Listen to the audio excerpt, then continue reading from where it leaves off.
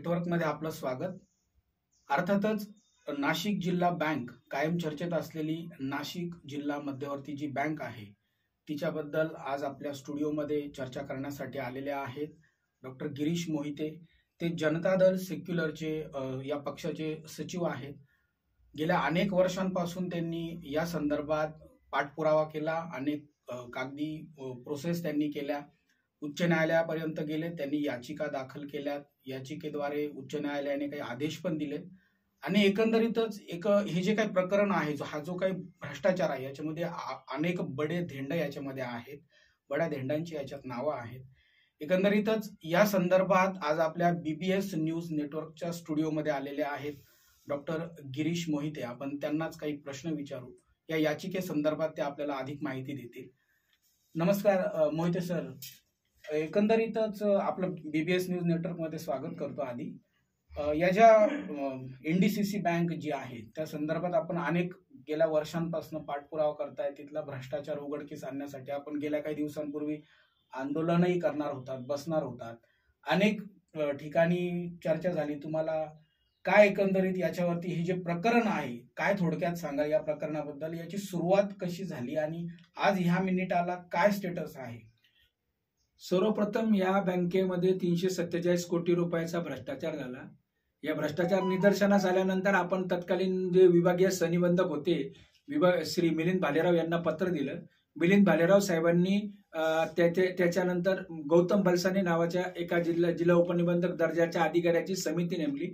त्या समितीने अहवाल दिला आणि बँकेच्या सीसीटीव्ही खरेदी, संगणक खरेदी, नोकर भरती, फर्निचर खरेदी, शाखा भाड्याने घेणे या सगळ्या प्रकारामध्ये 347 कोटीचा पूर्णतः गैरव्यवहार झाला आणि याच्यामध्ये जे 40 संचालक आहेत त्या 40 संचालकांवर 182 कोटी रुपयाची वसुली काढण्यात आली। 182 कोटीची वसुली काढण्यात आल्यानंतर त्यांना पैसे भरायचे होते, पण त्यांनी फक्त 8 कोटी रुपये भरले। म्हणजे ते संचालक असताना त्यांनी बँकेच्या विरोधामध्ये जेव्हा बँक बरखास्त झाली पहिल्यांदा, तेव्हा बँकेच्या विरुद्ध जी याचिका केली त्यांनी सरकारच्या विरोधामध्ये आणि तिथून ते बँकेमध्ये परत रिइन्स्टेट झाले, म्हणजे परत पुन्हा कारभार गेला। त्याच्यासाठी बँकेच्या तिजोरीतून त्यांनी 8.5 कोटी खर्च केलेले होते।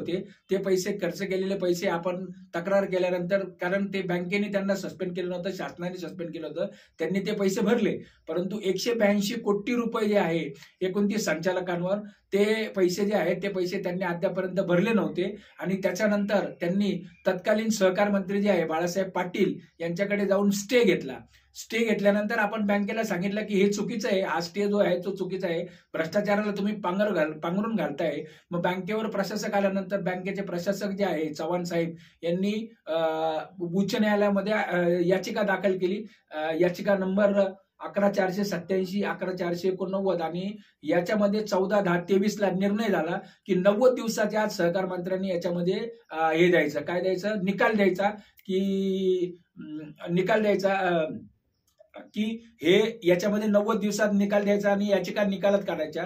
परंतु एवढं ढिम्म प्रशासन आहे मंत्रालयामध्ये की 90 दिवसात न ते दिलीप वळसे पाटलांनी न त्याची हिअरिंग घेतली, न त्याची सुनावणी लावली। हे सगळं झाल्यानंतर आता जेव्हा आपण लोकसभेची नाशिक जिल्ह्यामध्ये विधान परिषदेची निवडणूक, विधानसभेची निवडणूक, याची निवडणूक, शिक्षक मतदारसंघाची निवडणूक, अशा 3-4 आचारसंहिता लागल्यामुळे आपण काही बोललो नाही। परंतु नंतर आचारसंहिता संपल्यानंतर आपण पत्र दिलं की मी सैराट उपोषण करेल बँकेच्या बाहेर।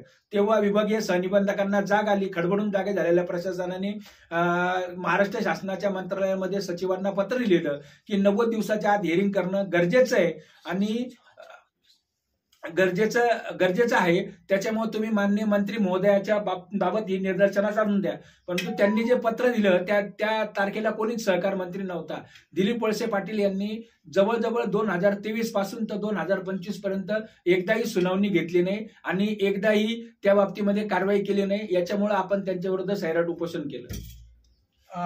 मोहिते साहेब, हा एक प्रश्न येतोय, हा अर्थातच हा प्रश्न जन्माला आल्याच आहे की या संपूर्ण प्रकरणात जेव्हापासून आपण उडी घेतली किंवा हे सगळं कागदी प्रकरण ज्यावेळेला आपण न्यायालयापर्यंत नेलं, आदेश मिळवलेत, उच्च न्यायालयामध्ये याचिका दाखल झाल्यानंतर, तर एकंदरीतच बँक प्रशासनाने आपल्यावरती काही दबाव आणण्याचा प्रयत्न केला किंवा अशा काही प्रकार काही अनुभवास आले का तुम्हाला? या बँकेच्या संचालकांनी मला एकदा रात्री फोन केला होता, माझे काही पत्रकार मित्र बरोबर होते, आम्ही जेवण करत होतो आम्हाला सांगितलं होतं की 50 लाख रुपये घ्या आणि तुम्ही माघार घ्या या याचिकांमधनं. कारण 417 जे लोकांची जी भरती झालेली जी भरती जी आहे ती अवैध ठरवली गेलेली आहे.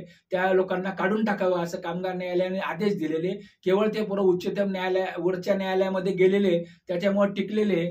कारण कोणत्याही प्रकारची जाहिरात न देता, कोणत्याही प्रकारचं परीक्षा न घेता 417 कर्मचारी, शिपाई आणि क्लार्क म्हणून बँकेने लावले. आणि त्याच्यामध्ये मित्र, नाबार्ड आणि रिझर्व्ह बँक यांनी आखून दिलेले जे निकष आहे आणि SC ST साठी जे आरक्षण असतं त्या आरक्षणाला देखील हरताळ फासण्यात आलेला होता. त्याच्यामुळे त्या मुलांना काढून टाकावे असे आदेश औद्योगिक न्यायालयाने दिलेले आहेत. एकंदरीतच या संपूर्ण प्रकरणामध्ये अर्थातच सर्व मोठी लोक, मोठ्या बड्या नेत्यांची नावं असतील, काही उद्योजक पण याच्यामध्ये आहेत. कोणाची नावं तुम्ही इथे एक्सपोज करू शकताय? सगळ्यांचे नाव आहेत ना त्याच्यामध्ये. काय याच्यामध्ये राजेंद्र डोकळे आहे, प्रशांत हिरे, सीमा हिरे, 5 विद्यमान आमदार आहेत, दोन माजी खासदार आहे, एक खासदार दिवंगत झालेले आहे. त्याच्यानंतर एक स्वर्गीय आमदार उत्तमराव ढिकले यांच्या वारसांवर आहे. राहुल आयर, डॉक्टर दौलतराव आयर यांच्या वारसांवर आहे. त्याच्यानंतर तत्कालीन सहाय्यक संचालक, तत्कालीन बँक निरीक्षक, त्याच्यानंतर अद्वय प्रशांत हिरे, राघव काशीनाथ हिरे, गणपतराव गंगाधर पाटील, शिरीषकुमार कोतवाल, अनिल कुमार आयर, देवीदास आनंदराव पिंगळे, माणिकराव शिवाजीराव कोकाटे, दिलीप शंकरराव बनकर, राजेंद्र लक्ष्मण भोसले, उत्तमराव ढिकले यांचे कायदेशीर वारक सुनील उत्तमराव ढिकले, शेखर उत्तमराव ढिकले व राहुल उत्तमराव ढिकले, बाबासाहेब यशवंतराव सोनवणे, राजेंद्र सदाशिव डोकळे, वसंत निवृत्ती गीते, नरेंद्र धिकाजी बिराडे, शोभा दिनेश बच्चाव, सुचेता अशोक बच्चाव, श्री चंद्रकांत लुमचंद गोगड, वैशाली अनिल कदम, धनंजय मोतीराम पवार, जीवा पांडू गावित, माणिकराव माधवराव बोरस्ते, ॲडव्होकेट संदीप गोपाळराव गुळवे, यशवंत महादू भोये यांचे वारस, कैलासवासी श्री परवेज मोहम्मद कोकणी, माणिकराव शिंदे, दौलतराव सोनू आयर यांचे कायदेशीर वारक राहुल दौलतराव आयर व सौ राखी युवराज शेवळे व सौ रीना सुनील साळुंके, नानासाहेब दत्ताजी पाटील, दत्ता नामदेव गायकवाड, प्रशांत व्यंकटराव हिरे, एस रायते, तत्कालीन मुख्य कार्य MY Shirsat, SG Patil, SK Giri, MB Desale, तत्कालीन मुख्य कार्यकारी अधिकारी, YG शेवाळे, तत्कालीन व्यवस्थापक बिगर शेती कर्ज प्रवाह, एवढ्या लोकांवर वसुली. हा जिल्हा सहकार म्हणजे कुठल्याही जिल्ह्याची जी सहकारी बँक असते त्या ठिकाणी नेहमीच असे सगळे अपहार आपल्याला पाहायला मिळाले आहेत.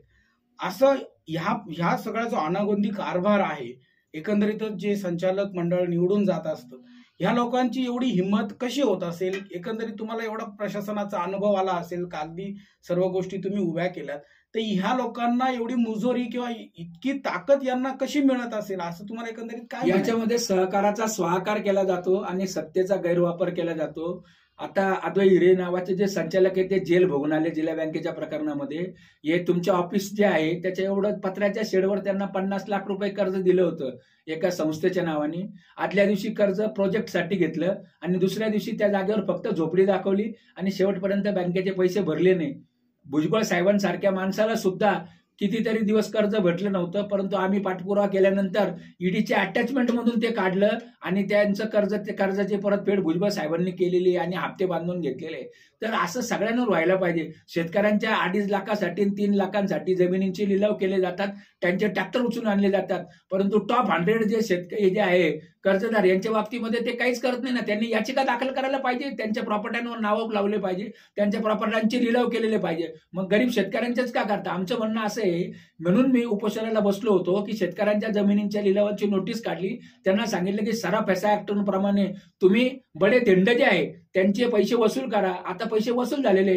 गणपतराव पाटलांनी 8 कोटी रुपये भरलेले, त्याच्या बायकोनी 9 कोटी रुपये भरलेले, बाकीचे संचालक थोडे थोडे पैसे भरताय. त्यांना असं वाटतंय की कर्जमुक्ती झाली की आमची पण कर्जमुक्ती होईल, परंतु कर्जमुक्ती जी आहे ती 2.5 लाखापर्यंतच होणार आहे आणि सन्मान योजना जी आहे ती पुन्हा चालू करावी असं आम्ही देवेंद्र फडणवीसांना विनंती केलेली आहे.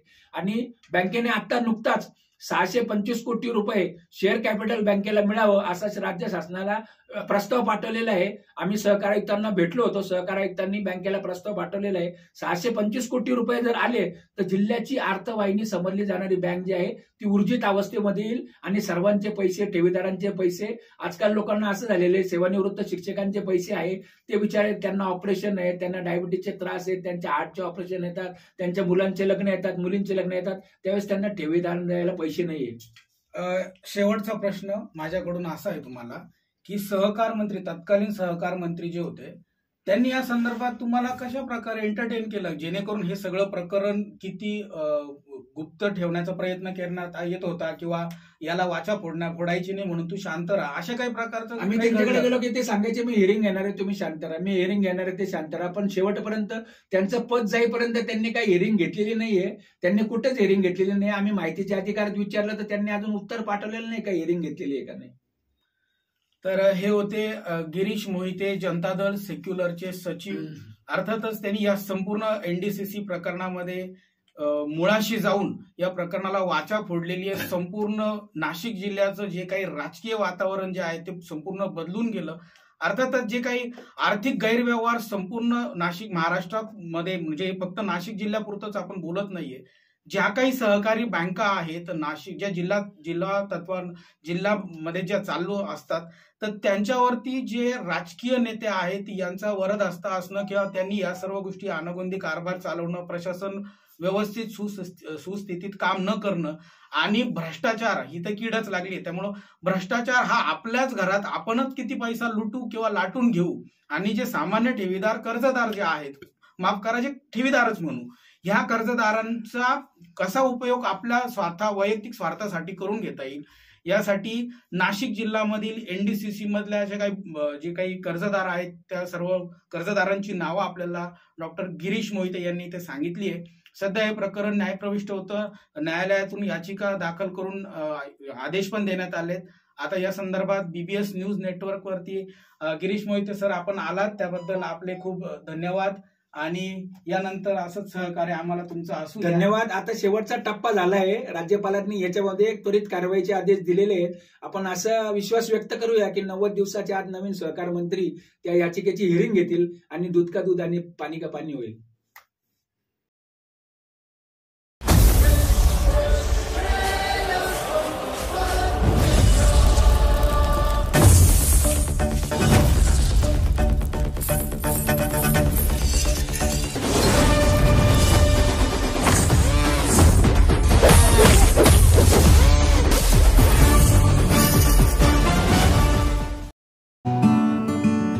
बीबीएस न्यूज या राज्यस्तरीय 24 तास चॅनलसाठी खालील पदावर काम करणाऱ्या उत्साही, अनुभवी आणि शिकाऊ व्यक्तींची आवश्यकता आहे. तसेच राज्यात सर्वत्र जिल्हावार प्रतिनिधी, कॅमेरामन, मार्केटिंग एक्झिक्युटिव्ह नेमणे आहे. पदाची नावं: रिपोर्टर, कॅमेरामन, उपसंपादक, कॉपी एडिटर, व्हिडिओ एडिटर, निवेदिका, व्हॉइस ओव्हर आर्टिस्ट. त्वरित खालील नंबरवर संपर्क करा. श्री भरत गोसावी, संचालक, 98 227 85 037, 94 04 50 75 95.